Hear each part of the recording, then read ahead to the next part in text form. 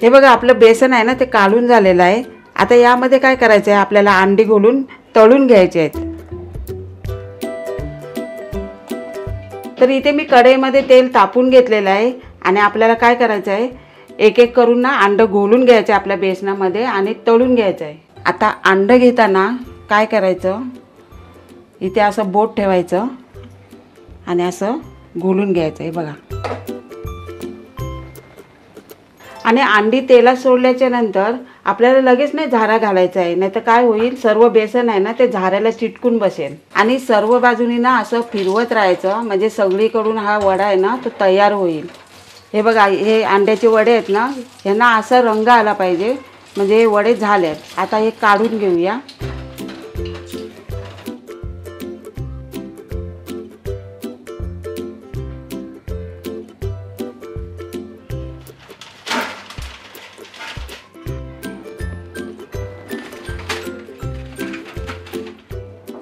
आता आपले अंड्याचे वडे तयार झालेले आहेत। त्यानंतर मी इथे नरम 2 पाव घेतलेले आहेत। इथे मी पातळ चिरून कांदा घेतलेला आहे, बारीक चिरलेला कांदा। आणि ह्या बघा मी हिरव्या मिरच्या तळून घेतलेल्या आहेत आणि त्याच्यावर ना थोडंसं मीठ शिंपडलेलं आहे। आणि इथे मी पुदिन्याची चटणी सुद्धा तिखट बनवून घेतलेली आहे। आता आपण याला काय करूया, हे पाव आहेत ना याला चटणी लावून घेऊया।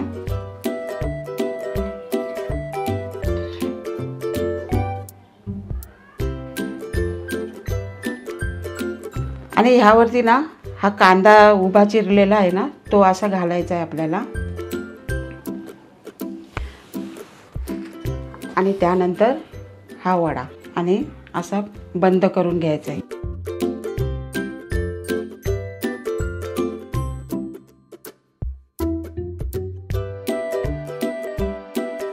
त्यानंतर आता आपली दुसरी रेसिपी कोणती आहे?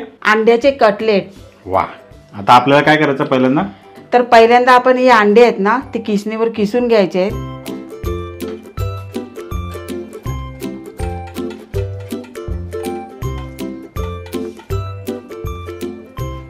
आता आपली ही अंडी आहेत ना ती किसून झालेले आहेत। आता यामध्ये ना आपण क्रश केलेला कांदा आणि मिरची आहे ना ती घालूया। आता तुमच्याकडे क्रशर नसेल ना तर तुम्ही बारीक चिरून सुद्धा घेऊ शकता। तर इथे मी आता मीठ घालते चवीनुसार।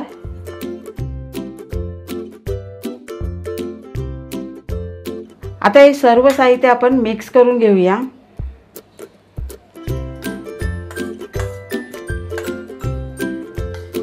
आणि मिक्स करून झाल्याच्या नंतर आपल्याला या ब्रेडच्या कडा आहेत ना त्या कापून घ्यायच्या आहेत।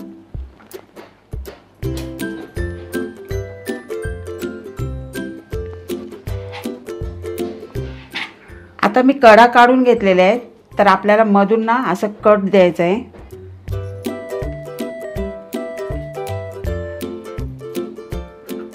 तर हे बघा 2 भाग झाले। आता ह्यामध्ये ना आपल्याला हे सारण आहे ना ते भरून घ्यायचं आहे।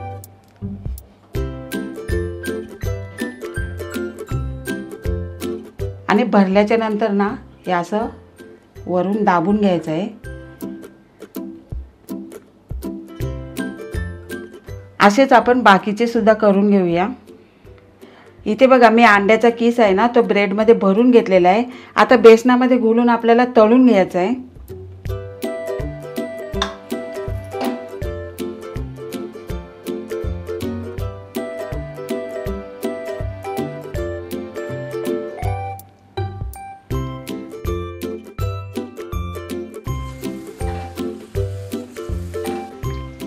आता ना आपण पलटून घेऊया।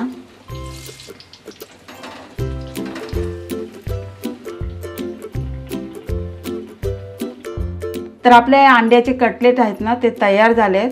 तर आता काढून घेऊया।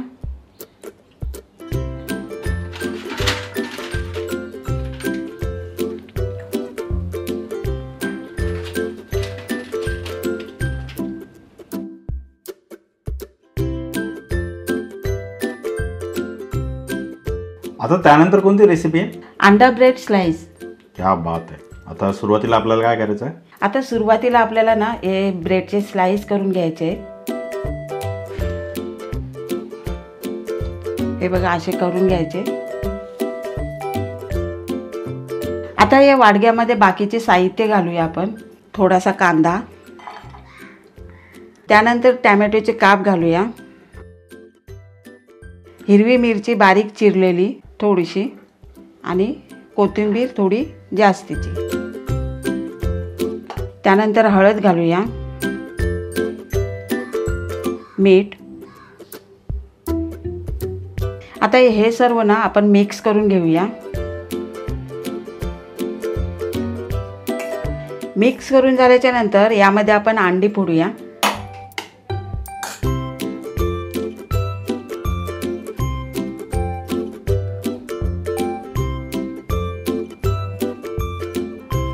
आता ही अंडी घातलेली आहेत ना ते आपण फेटून घेऊया.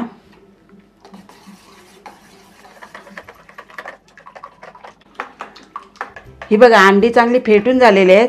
आता त्यानंतर आपल्याला काय करायचं आहे, हे ब्रेडचे स्लाइस आहेत ना तर एक एक अंड्यामध्ये बुडून घ्यायचे आहेत आणि तळून घ्यायचे आहेत आणि स्लो गॅसवरती आपल्याला तळून घ्यायचे आहेत. असं हे बघा घोलून घ्यायचे आहेत. आणि हा मसाला आहे ना तो असा लावून सुद्धा घ्यायचा आहे.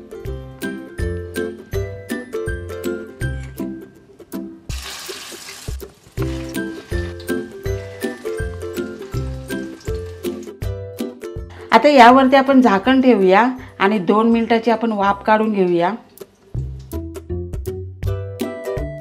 आता आपण झाकण खोलूया, पलटून घेऊया आणि स्लो गॅसवरतीच आपल्याला हे फ्राय करून घ्यायचे आहेत. कारण का काय होईल, जेव्हा आपण गॅस मिडियम वगैरे किंवा फास्ट वगैरे ठेवू तर अंड्याचं जे काय आवरण आहे ते बाहेरून शिजून जाईल आणि आतमधून कच्चंच राहील. कारण का आपण ह्यामध्ये ब्रेड स्लाइस यूज केलेले आहेत तर पूर्णपणे ते ब्रेडच्या आतमध्येपर्यंत अंड्याचं जे काय मिश्रण आहे ते गेलेलं असतं. त्याच्यामुळे ते आतमधून सुद्धा चांगलं शिजलं पाहिजे. म्हणून आपल्याला स्लो गॅसमध्येच चांगलं व्यवस्थित शिजून घ्यायचं आहे. हे बघा आपले अंडा ब्रेड स्लाइस आहेत ना ते तयार आहेत.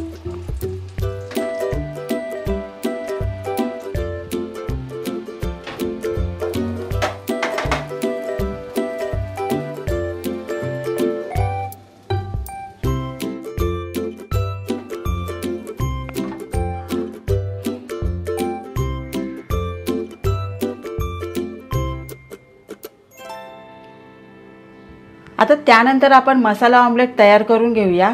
तर इथे मी पॅनमध्ये तेलसुद्धा गरम करून घेतलेलं आहे. आता यामध्ये आपण जिरं घालूया, त्यानंतर कांदा आणि हिरवी मिरचीसुद्धा सोबत घालायची आहे. त्यानंतर टॅमॅटो आणि कोथिंबीर परतून घेऊया.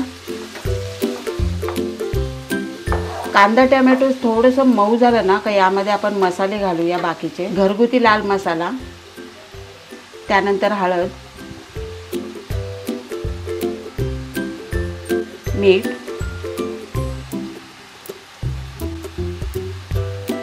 परतून घेऊया. हे बघा मसाले चांगले एकजीव झालेले आहेत. आता यावरती ना आपल्याला अंडे फोडून ठेवायचे आहेत.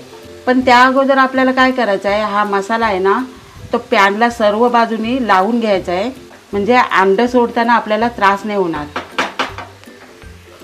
आता अशी अंडे आहेत ना ती एक एक करून अख्खच असं सोडून द्यायचं आहे.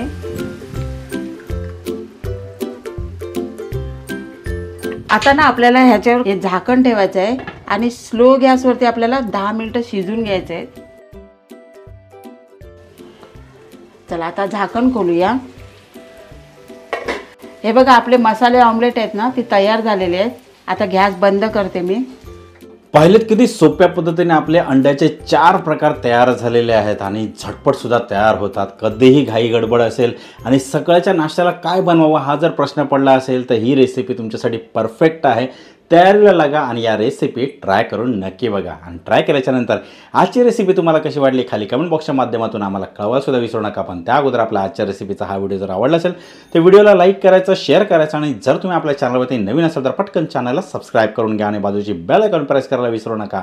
कारण अशाच मस्त की साध्या सोप्या घरगुती रेसिपीज खास तुमच्यासाठी या चॅनलवरती येत असतात. मित्रांनो हाच व्हिडिओ जर तुम्ही आपल्या फेसबुकवरती पाहत असाल तर आमचं फेसबुक पेज लाईक करायला सुद्धा विसरू नका. इंस्टाग्राम IGTवरती पाहत असाल तर आमचं इंस्टाग्राम अकाउंट फॉलो करायला सुद्धा विसरू नका. चला अशीच एक तुमच्या आवडीची रेसिपी घेऊन पुढच्या येत्या व्हिडिओमध्ये आपण लवकरच भेटूया. वेळ काढून आजच्या रेसिपीचा हा व्हिडिओ पाहिल्याबद्दल थँक्यू.